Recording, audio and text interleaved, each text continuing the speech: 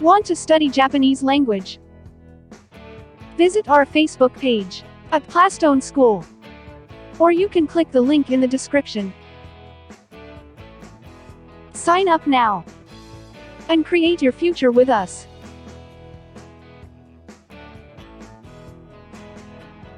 You can also visit our YouTube channel. Don't forget to click the subscribe button to be updated on our latest videos. Plastone Language School Incorporated. Hello everyone, my name is Maureen Joy Pullman. In this video, we will be discussing about noun janai.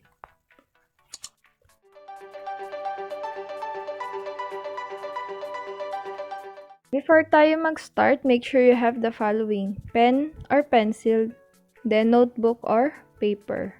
Noun janai des. To negate a statement of the form x wa y des, where y is a noun, you replace des with ja arimasen or janai. We use this to make an affirmative statement into a negative statement. We just replace the des. Tatanggalin lang natin yung des. Dun sa x, y, des, tatanggalin natin yung des at papalitan natin ng ja arimasen or janai. In this part, I put all the pattern we used to negate an affirmative statement. X, y, ja arimasen. X, y, dewa arimasen. X, y, janai des. X, y, janai des. All of this pattern means x is not y. However, they differ when it comes to politeness.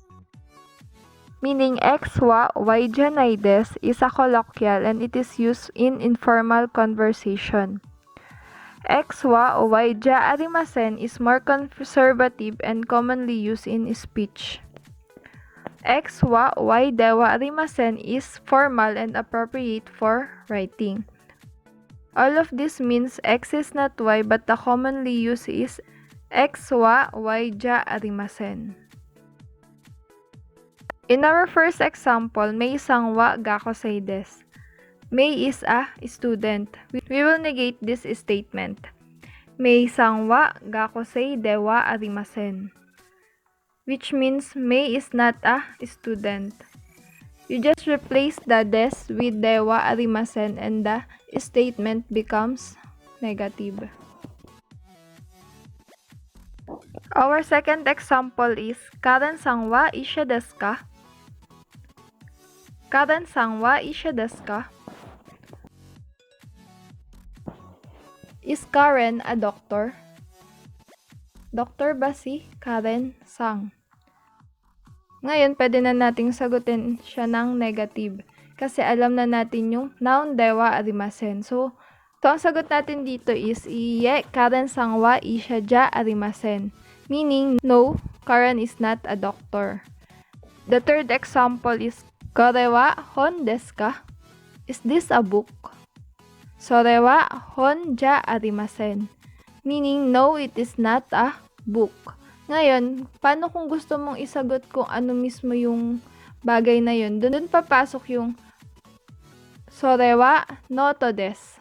That is a notebook or yung pattern natin na x, y desu. Alright, let's practice. Answer the following questions. I've given an example. Are wa Yamada-san no kuruma desu ka? Is that Yamada's car? Alright, may nakasulat naman sa baba kung kanino yung kotse. So, ang sasagot natin dito is iye are wa Yamada-san no kuruma dewa arimasen.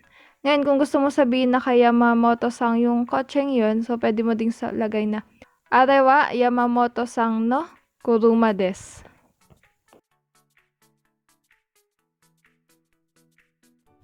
Practice number 1. Are wa toshokan desu ka? Is that the library?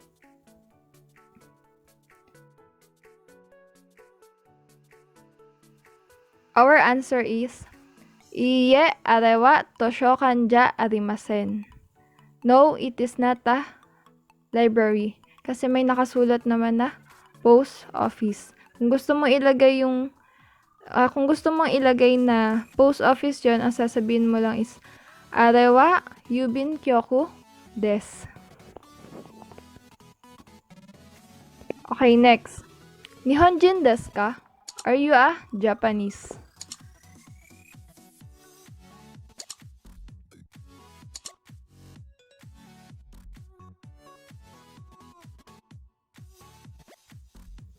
Our answer is Iie Nihonjin de wa arimasen. No, I am not a Japanese. Alright, number 3. Daijoubu desu ka? Are you okay?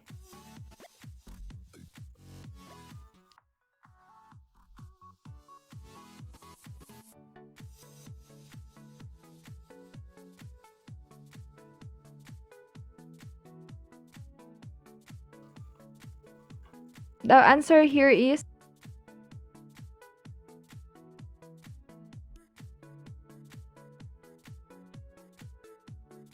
Iie daijoubu janai desu. Iie daijoubu ja arimasen.